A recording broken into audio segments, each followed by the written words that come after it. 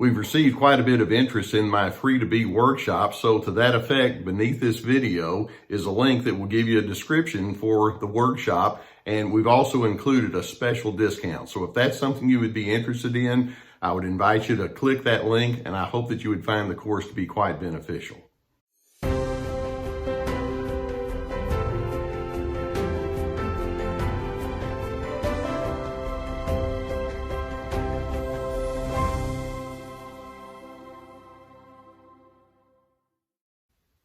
One of the primary identifiers for narcissism is the craving to be in control. Narcissists are very self-absorbed individuals, and they can't stand you being you. They want to make sure that they have the final word and they're the dominant individual.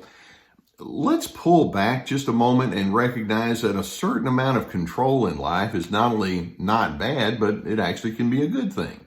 For example, if you're working on a project, or if you're wanting to make sure that you take care of things in a timely kind of fashion, there's an element of control that goes along with that. Or if you're just a disciplined person and you want to be organized in the way that you do things, there's an element of control there too. Or if you're wanting to be known as somebody whose yes means yes and no means no, you have good follow-through, responsibility, reliability. All of that can have an element of control in the sense that you realize there are certain things you're wanting to accomplish, and you do so in a reasonable kind of way. Now, when narcissists want to be in control, it's more than just that. Their sense of control is not complete, at least in their mind, until they have somebody who plays the role of the underling, and that's you. Narcissists need to be dominant. They need to be at the top of the stack. They can't just be right. They have to be right in such a way that means that you have to be wrong. Or they don't want to just be better. They want to be better than. Do you understand my distinction there? They have this sense of elitism, like they know things more than you know, and whether it's in a social setting or work setting or in discussions about whatever opinion it is, they want to be dominant. They're entitled people. They are just they have a strong need to compensate for whatever their inadequacies are on the inside by being superior over you.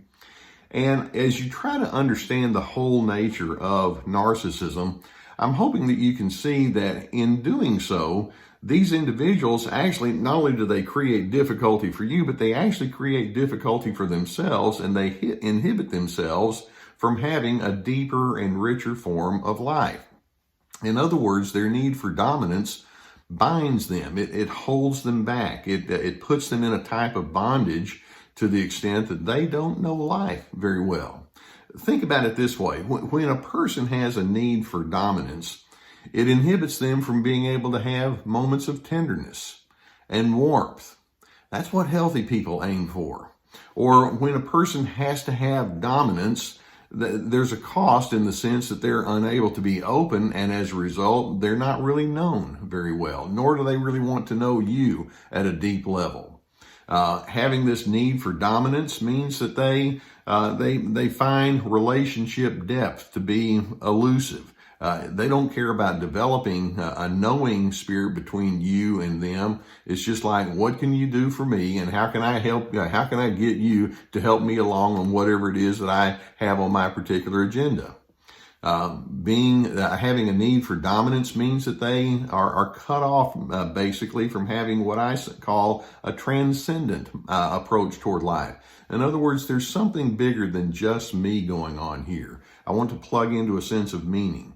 They're bound by their dominance, and in doing so, they tend not to think very well beyond just themselves. Being dominant or having the need to be dominant means that they rarely find true and lasting contentment. They are inhibited from being able to experience the joy of just raw, unselfish service toward other individuals. They're also inhibited from being able to put the arm of encouragement around someone and just knowing that it's been a good day when you've been able to help somebody else's life go just a little bit better. Being dominant means that they don't really know how to love purely. It's all about having strings attached. I'll love you if, and what can you do for me? Okay, now we have love. That's the way they think. In their need to be dominant, they have difficulty laughing with you. They'll laugh at you or at your expense, but they won't laugh with you. Having this need for dominance means that they tend not to have an appreciation for simple pleasures. Do you know a lot of narcissists who can just appreciate simplicity? Probably not. Being dominant means that they're bound in their ability to listen to another person's heart and actually liking it, liking the connection that goes with that. Having their need for dominance means that they don't really have, they don't experience the rich rewards that go into the development of character. It's like, I don't need to do that. It's like, I know that's what you think. You're just trying to win over someone else. It's not about character. It's about squashing another individual. And then we can say that it inhibits them from having the patience and, frankly, the influence that comes from other people knowing that you will engage with them in a patient kind of way. Narcissists have a real hollow approach toward living. They think they're winning, when in fact they're being held back, they're being tied down, they're being, in bondage to their own approach toward life.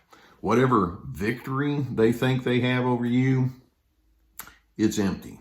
So why don't you join me as we look at all of these things that go along with their need for dominance, and let's see if we can figure out what the much cleaner alternatives would look like.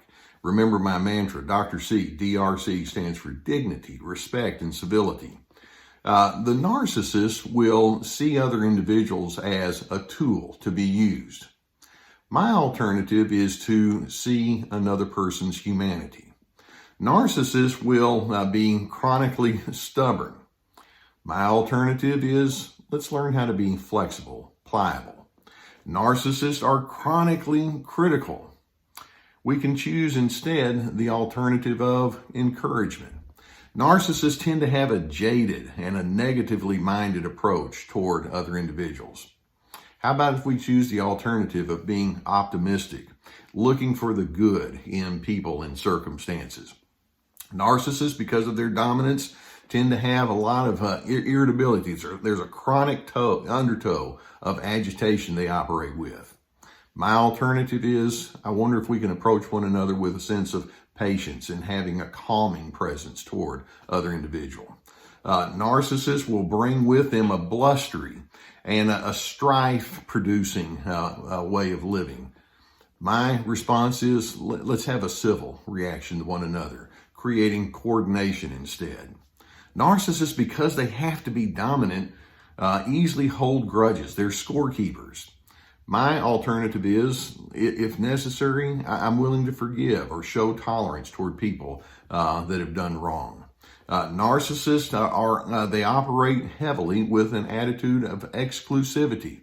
My alternative is to say, let's be inclusive toward individuals. And if they're different, I can handle that. Narcissists are very closed-minded, as opposed to the alternative choice of curiosity. Narcissists ultimately operate with a great deal of loneliness. What they call relationships aren't down at that personal level. It's simply transactional. My alternative is to say, let's focus on having true connections where we know each other and we engage with each other better because of what we know. Narcissists live with chronic defensiveness in the way that they engage with people. They're always keeping that false front up. They won't let people in. My alternative is, let's see if we can go towards authenticity. Let's be genuine with each other. Narcissists are controlled by their own perpetual anger to the point of rage, or if they're in the covert level, their chronic stonewalling and passive aggressiveness. My alternative is, yes, I'm going to stand up in assertiveness when there's anger, but it's going to be accompanied by calm decisiveness. I don't feel like I have to have my anger at someone else's expense. Narcissists ultimately are indifferent toward others. My alternative is to say, shall we live the way of love? I want you to see that because of their need to be dominant, they lose out on so much. It's like they're tied down, they're held back by their own internal ingredient like that, and they're not the better person because of that.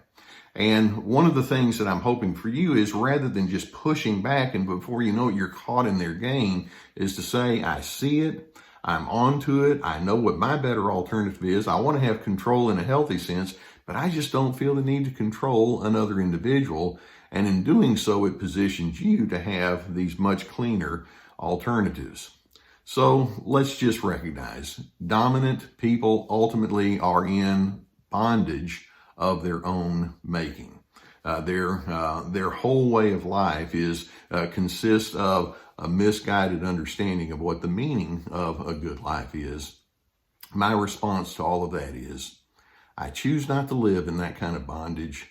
I choose a life of freedom and goodness and decency. I'm hoping that's something that resonates with you, and I'm hoping that's something that every time you see someone of that narcissistic bent, you can say, you know what, I can do better, and then I want you to do better. I also want that for you. I hope that videos such as this give you some good food for thought and an understanding of human nature in general. If you've not already done so, I would encourage you to hit the subscribe button. And in addition, please know that we have resources below. If you have a need for counseling, if you have someone in your area, I would encourage you to seek that out. If you don't, one of the resources we have beneath us is a link to online counseling that's provided by a trusted sponsor, and there's a whole team of licensed professional counselors that would be able to help you sift out some of the issues that might be associated with what we're talking about. In addition, we have my courses, like my Free to Be course, and then we have others that are in the pipeline that are on the way out very soon. Our webinars, we have links to my books, When Pleasing You is Killing Me, The Anger Trap, etc. So look below and see if you can find some of those. And then just recognize that this is a place where you can come and hopefully be encouraged to be the better version of you that you can be.